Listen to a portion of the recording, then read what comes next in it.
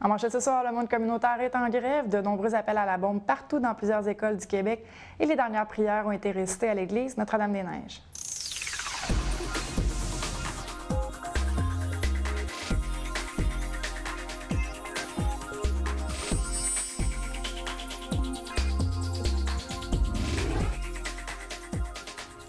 Bonsoir, mon nom est Josiane Hardy. Bienvenue à cette édition d'Infomac du mardi 3 novembre.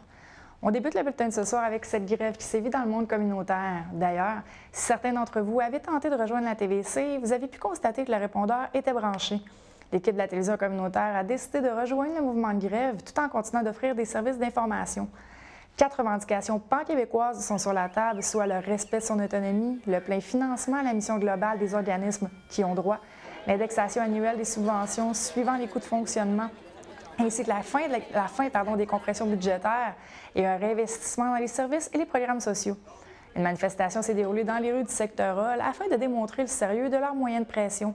Ainsi, quelques 250 personnes ont marché vers les bureaux de la ministre responsable de l'Outaouais, Stéphanie Vallée. Pénélope Dallaire est directrice par intérim à la CDC Rond-Point et nous explique plus en détail les revendications des organismes communautaires. Bien, en fait, on veut démontrer que les mesures d'austérité ont un impact important sur la population, sur les organismes communautaires et on veut revendiquer finalement l'indexation annuelle des subventions qu'on reçoit comme organisme communautaire en fonction du coût de fonctionnement que ça prend aussi pour bien donner les services. On veut également revendiquer la fin des compressions budgétaires. On veut aussi que le gouvernement respecte notre autonomie comme organisme communautaire. Le monde communautaire rejoint une large couche de la population. De nombreuses personnes ont recours aux organismes, que ce soit pour de l'aide avec un formulaire ou encore pour un dépannage alimentaire. Les organismes pouvaient, par contre, décider de demeurer ouverts afin de ne pas laisser tomber et d'aider la population, soit un de leurs premiers objectifs. Certains organismes ont décidé de ne pas répondre au téléphone, alors que d'autres ont placardé leur affiche partout dans les fenêtres, comme nous l'indique Mme Dallaire. Beaucoup d'organismes communautaires manifestent autrement qu'en fermant leurs portes. Donc, par exemple, ils font des activités de sensibilisation auprès de leur clientèle avant le début des ateliers ou avant le début des cours ou des activités qui sont données. Il y a des organismes qui vont participer aux manifestations, mais en partie. Donc, certains intervenants vont aller manifester dans les rues, tandis que d'autres continuent à travailler. Fait que c'est sûr qu'il y a peut-être une diminution là, de l'offre de services, mais les portes sont quand même ouvertes parce que, comme organisme communautaire, on a le souci de donner quand même le service là, à notre clientèle. De nombreuses activités avaient lieu dans le cadre de l'Halloween. Pour cette fête des costumes et des bonbons, l'activité à Chamboisé est sur le point de devenir un incontournable d'année en année. Avec la 3e édition cette année, l'activité fut encore une fois couronnée de succès. Organisée par le Carrefour culturel Estacade, l'activité a attiré plus de 2200 monstres, princesses et j'en passe. Le Carrefour culturel désire remercier tous les bénévoles qui ont contribué à rendre magique ce moment pour tous les enfants présents, et dit à l'année prochaine. Je vous le mentionnais il y a quelques semaines déjà, c'est maintenant chose faite. Les paroissiens du secteur de Masson-Angers se sont rassemblés pour une dernière fois dimanche dernier à l'église Notre-Dame-des-Neiges. Alors que le père Albert Gosselin nous indiquait que seulement une vingtaine de personnes se déplaçaient pour les offices religieux, c'est plus d'une 50aine de personnes qui ont écouté le curé mentionner la dernière messe. Le conseil de la Fabrique avait résolu, je vous rappelle, de mettre la clé sous la porte en raison du faible taux de participation des citoyens aux offices religieux. Les messes et les baptêmes seront célébrés à la maison Bethel, tandis que les funérailles seront organisées à l'église Saint-Grégoire de Nazianze. Père Albert Gosselin nous indique que l'église sera fermée et mise en vente, mais le tout ne se fait pas de gaieté et de bon cœur. Nous, ce n'est pas l'idée de faire de l'argent, mais c'est l'idée d'être capable de rencontrer nos factures.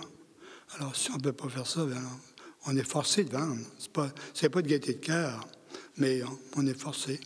Les appels à la bombe dans les établissements scolaires se font de plus en plus nombreux après 2 appels pour le cégep de l'Outaouais ainsi qu'un appel du côté de l'Ontario la semaine dernière. C'est une école primaire de Chelsea qui a reçu un courriel inquiétant, fermant ainsi une quinzaine d'établissements anglophones de la Commission scolaire Western Québec, notamment l'école primaire dans le secteur de Buckingham. Le courriel reçu à Chelsea a été propagé contre une quarantaine d'écoles et de cégeps partout au Québec. Selon le ministre Pierre Moreau, le tout serait une opposition à l'attitude des enseignants. Le service de la sécurité publique de la MRC des Collines de l'Outaouais a fait des fouilles dans les 4 autres écoles de la commission scolaire Western Québec qui sont situées sur son territoire, mais aucun colis suspect n'a été retrouvé. Toujours dans le monde scolaire, connaissez-vous le mouvement « Je protège mon école publique ». Ce mouvement a débuté au mois de mai dernier. Parents, élèves et professeurs forment une chaîne symbolique devant l'établissement scolaire afin de protester contre les coupures qui les affectent. Donc, depuis le mois de mai, comme je l'ai mentionné, chaque premier lundi du mois, les gens se rassemblent avec crécelles, pancartes et slogans. Lors de la manifestation du 1er octobre dernier, c'est un total de près de 35 000 personnes qui s'est amassé devant 375 écoles primaires. Lundi dernier, c'était le tour à l'école primaire Saint-Laurent, dans le secteur de Buckingham, de se joindre au mouvement. Les manifestants se sont tenus par la main à quelques pas de l'école avant le début des classes. Ils réclament un meilleur financement du système d'éducation publique, de même qu'un accès au soutien de spécialistes pour les enfants et les adolescents qui éprouvent des difficultés d'apprentissage. Isabelle Clermont est présidente du conseil d'établissement de l'école Saint-Laurent et nous explique la réaction des parents et professeurs vis-à-vis de cette mobilisation. On est super contents parce qu'on se demandait, la convocation est quand même partie tard la semaine dernière. On sait que c'est lundi, on a plusieurs parents qui travaillent en ville. On se dit, bon, est-ce que les parents vont être au rendez-vous? Mais ils sont là. Donc, je pense que le message est clair. Les parents veulent manifester leur désaccord par rapport là, aux orientations du gouvernement en éducation. Cette mobilisation semble loin de s'essouffler, tout au contraire, alors qu'au début, très peu d'établissements scolaires prenaient part au mouvement. Maintenant, l'histoire est tout autre. De plus en plus d'écoles, de parents, d'élèves se mobilisent dans le mouvement « Je protège mon école publique ». Jocelyn Fréchette, président de la commission scolaire au Cœur des Vallées, faisait partie de la chaîne humaine et j'en ai profité pour lui demander ses commentaires que voici. Bien, si on parle que la persévérance, c'est important, mais je pense que c'est un beau mouvement qui démontre cette valeur-là, qui est fondamentale au niveau de la commission scolaire. Puis je remercie d'ailleurs Mme Jacinthe Gagnon qui nous a invités ce matin avec toute son équipe pour participer à cet événement-là qui est grandiose et important pour l'ensemble de la population. La saga du train à vapeur est maintenant terminée, du moins pour l'instant. Le projet dans l'axe Masson-Montebello a été fermé par la corporation avec en tête le conseiller municipal Marc Carrière. Quelques frictions au sein de la communauté d'affaires se fait sentir depuis le début du projet. La CCFO a envoyé un communiqué mentionnant qu'elle a pris la décision que dorénavant, elle pourra considérer toutes les offres d'exploitants potentiels du train à vapeur, que ce soit des promoteurs régionaux ou à l'extérieur de l'Outaouais. Voici l'entrevue avec le président de la corporation du petit train Masson-Montebello, Marc Carrière.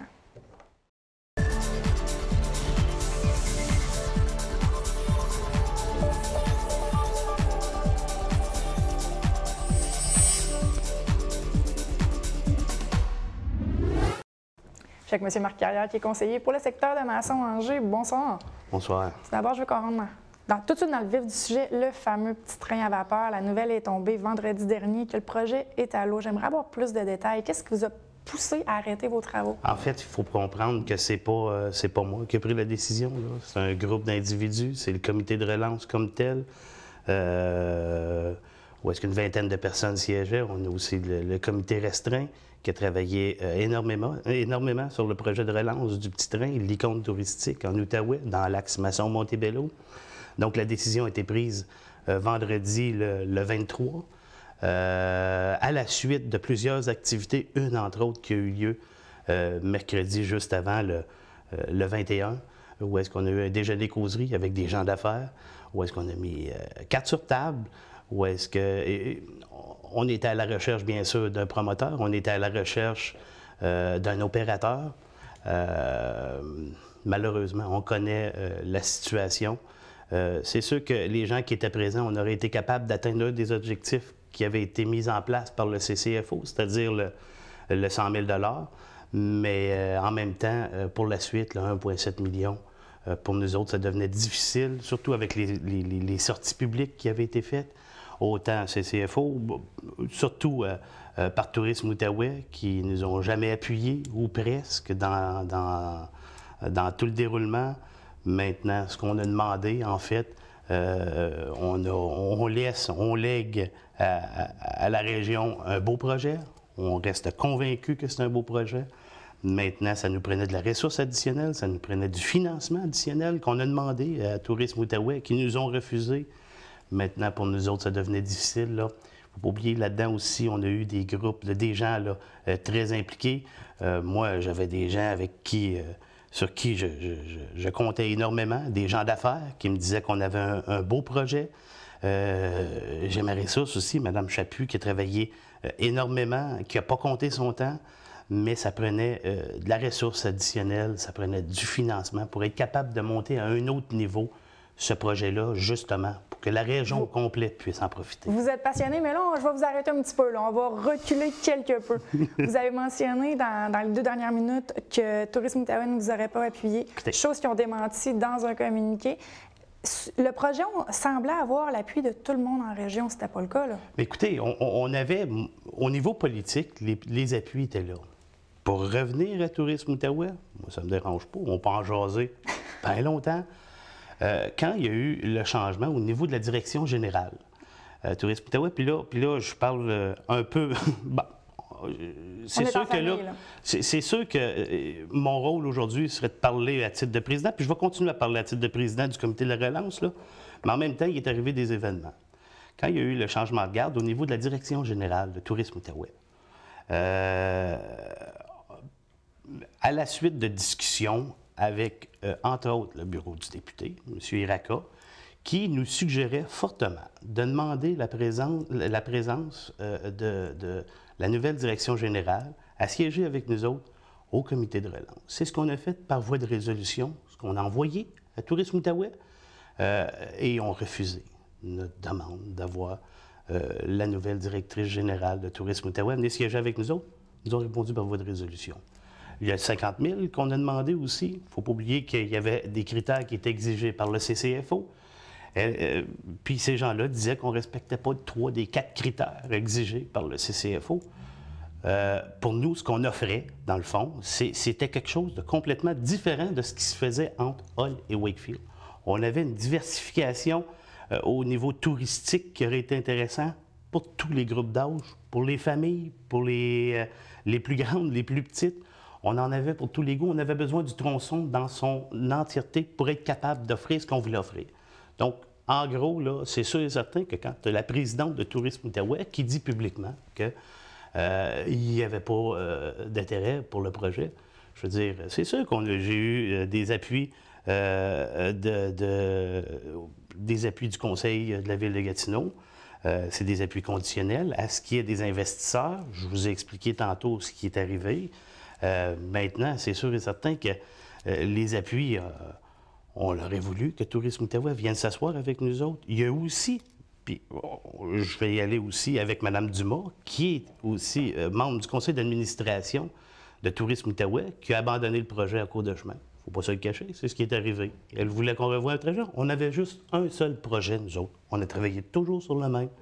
Donc, c'est toutes des choses qui sont arrivées, mais en même temps, c'est un amalgame d'événements qui a fait en sorte où est-ce que c'était difficile pour nous d'aller voir les promoteurs, essayer de vendre notre projet pendant qu'on n'avait pas un appui de façon générale en Outaouais. Vous me semblez amer, M. Caron. Très amer. Mais en même temps, il faut vivre avec la réalité.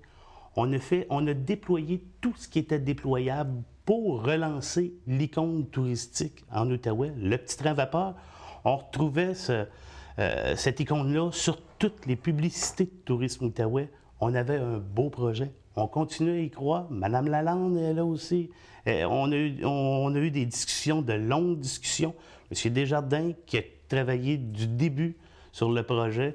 Donc, c'est sûr et certain qu'on est déçus. Mais en même temps, il faut être réaliste. Comme dernière question, je veux vous entendre sur la relance du secteur de Masson. On comptait beaucoup sur, justement, le petit train pour aider la relance du secteur. Maintenant que le petit train n'est plus, le projet n'est plus, comment on relance le secteur? Écoutez, il y a déjà des choses concrètes qui se passent. Il y a eu, en campagne électorale, 2 ans, c'est bientôt, là, 2 ans, là, on approche, j'avais dit, ou je disais, c'est un constat que je faisais, c'est que les institutions, les commerces avaient fui le vieux secteur de Masson. Tranquillement, pas vite. On revitalise. En fait, quand je parlais d'institutions, c'était la caisse qui était partie. La caisse, l'édifice de l'ancienne caisse à Masson a été racheté. Il y a de l'activité commerciale qui se fait là. Il y avait l'ancien métro aussi qui vient d'être acheté. Où est-ce qu'il y aura des activités sportives à cet endroit-là? Si on prend aussi l'ancien Botanix, où est-ce qu'il y a des activités économiques également qui sont très intéressantes, qui s'en viennent. Donc, pour moi, la relance se fait quand même d'une façon ou d'une autre. C'est sûr que quand on va miser, mon travail, le travail qui avait été entamé de mettre en valeur la richesse historique, la richesse patrimoniale, la richesse naturelle du secteur, reste toujours. Mais il y a des choses qui s'en viennent, puis on garde espoir. Excellent. Merci beaucoup, M. Carrière. Ça fait plaisir.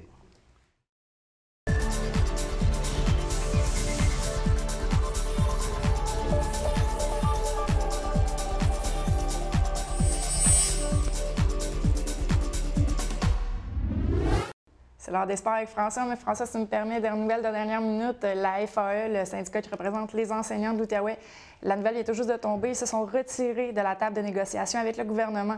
Donc, plus de détails à venir au courant des prochains jours, mais la pente semble ardue entre les deux parties.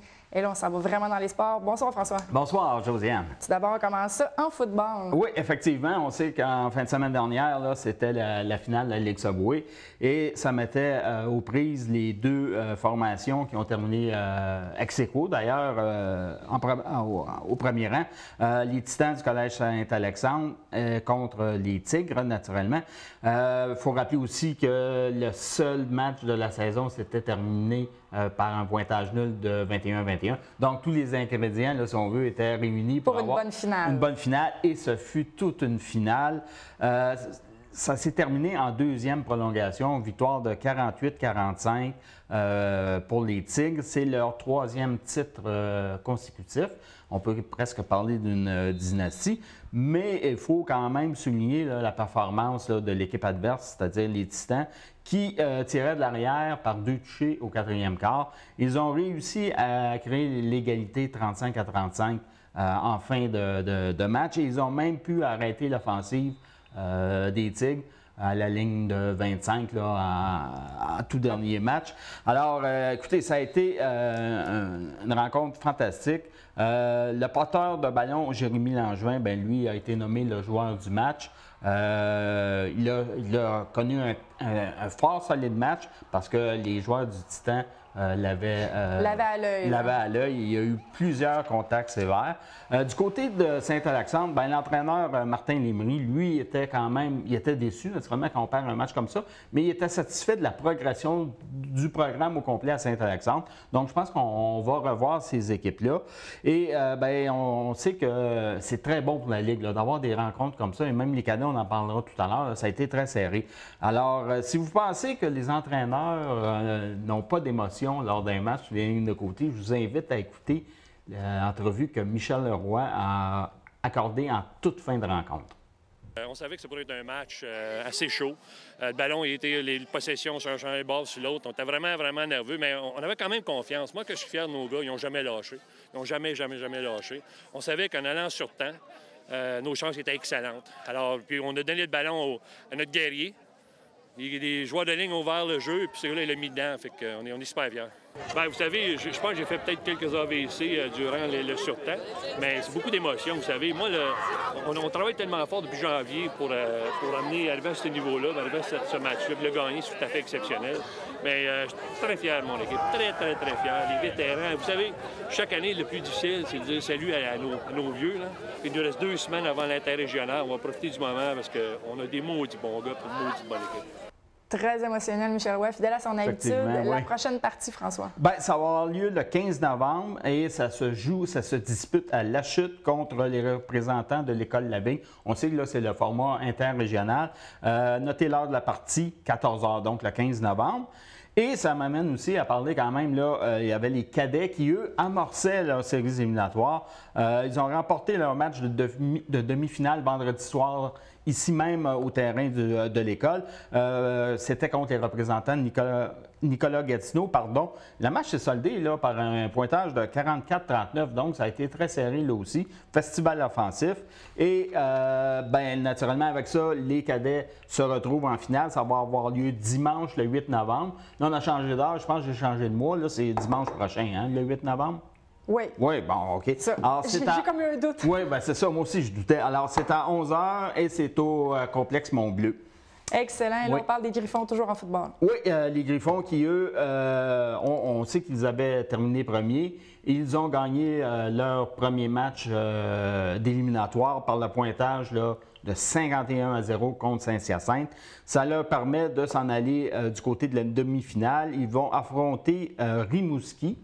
Et c'est samedi, là aussi, au terrain du Mont-Bleu, à compter de 13h. L'autre demi-finale oppose Saint-Lambert à Thetford. Donc, les champions, c'est-à-dire les deux gagnants, vont se rencontrer au Bol d'Or. Et il faut quand même souligner la saison de l'ancien porte-couleur des Tigres, Sébastien Bélan, qui a amassé plus de 1000 verges au sol cette année. Excellent. Là, on change de sport. On s'en va en hockey, pardon. Oui, effectivement, les intrépides. Et je pense que là, on pourrait dire que le mot d'ordre du côté ou la moto, c'est tous pour un pour tous, parce qu'il faut regarder les performances là, du joueur numéro 1, c'est D'Artagnan Joly. Donc, le parallèle avec les trois mousquetaires était facile à faire. Et lui, sur sa ligne, bien naturellement, il y a aussi Benoît-Olivier Groux et Xavier Simoneau. Alors, les trois ensemble, là, c'est réellement le cœur de la formation. Ça va très, très bien. Ils bataillent présentement pour la première position avec le collège Esther Blondin. Ils ont une fiche de 12 victoires, 7 défaites. Ça fait longtemps qu'on n'a pas vu le midget 3A du côté positif là, pendant la saison. Alors, c'est tout à leur honneur. Beau travail de l'entraîneur Éric Lafleur là, qui a su là, changer le programme. C'est encore jeune, mais on voit là, que ça s'en va dans la bonne direction. Et il faut rappeler que, bien, justement, D'Artagnan Joly a été choisi le joueur du mois d'octobre dans la Ligue Midget 3A. Excellent. Et là, comment vont les Flames? Oh, les Flames, c'est douloureux. Ça brûle pas grand-chose, malheureusement. En fin de semaine dernière, c'est encore 2 défaites. Il y en a une qui a fait très mal, celle de vendredi soir contre Saint-Léonard. Malgré une sortie médiatique là, sur le bulletin.net du capitaine Mathieu Boilly, qui disait, lui, avoir pleine confiance dans l'équipe et que ça allait s'améliorer. Oui, peut-être, mais dans le moment, les faits ne donnent pas raison. Écoutez, encore vendredi contre Saint-Léonard, les Flames menaient 5-3 avec moins de 8 minutes à jouer. Et là, ça a été la débandade, 4 buts sans riposte de Saint-Léonard. Et ils se sont sauvés avec la victoire une victoire de 7-5. Alors ça fait mal, ça, des défaites comme ça. Et le lendemain, dimanche, bien là, c'est pas facile de s'en remettre. On se déplaçait du côté de Princeville et ça a été une défaite là aussi de 5-2. Alors, c'est dans la lutte pour la 4e place. On sait que c'est important au niveau des éliminatoires. Montréal-Est, les Rangers sont à 2 points des Flames, mais avec un match en moins toutefois. En fin de semaine, les Flames sont sur la route. Ils jouent justement contre Montréal-Est vendredi soir. Donc, c'est un match extrêmement important. Dimanche à Granby. Et ils vont être de retour vendredi, si on était le 7, on est rendu le 13. Ben oui. Tu vois, mon calendrier sur place. Ça, c'est bon, ça. Merci. Et là, tu nous parles d'une légende du hockey. Oui, c'est Guy Lafleur. Puis on sait que Guy Lafleur, lorsqu'il rencontre les journalistes ou qu'il fait des déclarations, c'est toujours à l'emporte-pièce. Et il a sorti comme déclaration, un jeune qui joue au hockey 12 mois par année, ça ne vient pas de lui. Oh! Puis moi, je pense qu'en quelque part, il a raison. Son raisonnement à l'intérieur de ça, c'est le jeune doit s'amuser, mais il doit aussi, oui, il peut avoir de la compétition, c'est simple, mais il doit pratiquer d'autres activités et non pas être, comme on dit, unidimensionnel. C'est peut-être un certain problème là, qu'on remarque du côté même du hockey mineur. Là. Les camps d'entraînement commencent au début du mois d'août. Moi, tant que moi, le mois d'août, c'est encore la période des vacances, il ne devrait pas avoir de hockey. Donc, il y a le rôle des parents aussi, peut-être, là, justement, aiguiller les enfants vers d'autres activités. Mais il y a aussi le rôle des associations de hockey, je pense, là, qu'on devrait faire un petit peu le ménage là-dedans, puis les faire commencer les saisons de hockey avec le début des classes. Parfait. Ski alpin et Dustin Cook, ça va pas bien, là? Oh, mauvaise nouvelle du côté de Dustin Cook. L'athlète originaire du lac Sainte-Marie s'est blessé au genou gauche en Autriche et malheureusement, ça va nécessiter une opération. Sa saison est donc terminée.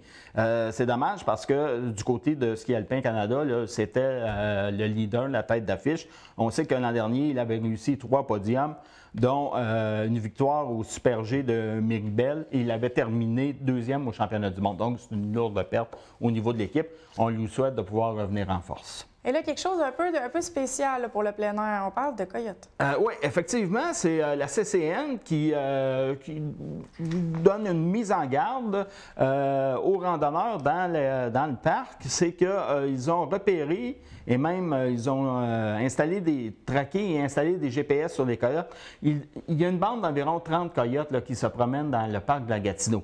La CCN dit que ce n'est pas un danger pour les marcheurs, sauf qu'à un moment donné, il ne faut pas non plus s'en approcher parce qu'on ne sait pas depuis quand ils ont mangé, finalement. Ils ont été surtout aperçus aux environs de Shawville et de Clarendon. Et si vous voulez voir le déplacement des coyotes, vous allez sur le site de la CCN et il y a une espèce de géoréférencement. En anglais, un géotracking. On peut voir là, les coyotes où ils se tiennent. Excellent. Là, pour terminer, Marathon canadien de ski. Oui, on sait que c'est la 50e édition. Il va y avoir du nouveau cette année. On arrive avec un nouvel événement. On appelle ça la classique Jack Rabbit. C'est en l'honneur du premier pionnier au niveau du ski de fond au Canada, Herman Jack Rabbit, son surnom Johansson. Ça va être un 90 km entre Mont-Tremblant et Montebello. Ça, c'est un peu un projet pilote, mais ça pourrait être une course qui deviendrait, qui serait de retour à chaque année. On sait que M. Johansson, lui, faisait régulièrement ce parcours-là. Excellent. Merci, François. Ah, bien, ça va faire plaisir. Je vous remercie d'avoir été des nôtres. Je vous rappelle, la FAE s'est retirée de la table des négociations avec le gouvernement. La FAE représente les enseignants, donc un dossier à suivre au courant des prochains jours. Le monde communautaire est en grève, soit lundi et mardi aujourd'hui. En soutien justement à cette grève dans le monde communautaire, le bulletin a été écourté de quelques minutes, justement pour ne pas faire une grève à proprement dit, pour continuer à vous donner certains services. Mais vous allez voir que le 2 et 3 novembre, nous étions fermés justement en soutien à cette grève dans le monde communautaire. Donc, mon nom est Josiane Hardy. On se reparle pour Infomag de jeudi. Passez une très bonne soirée.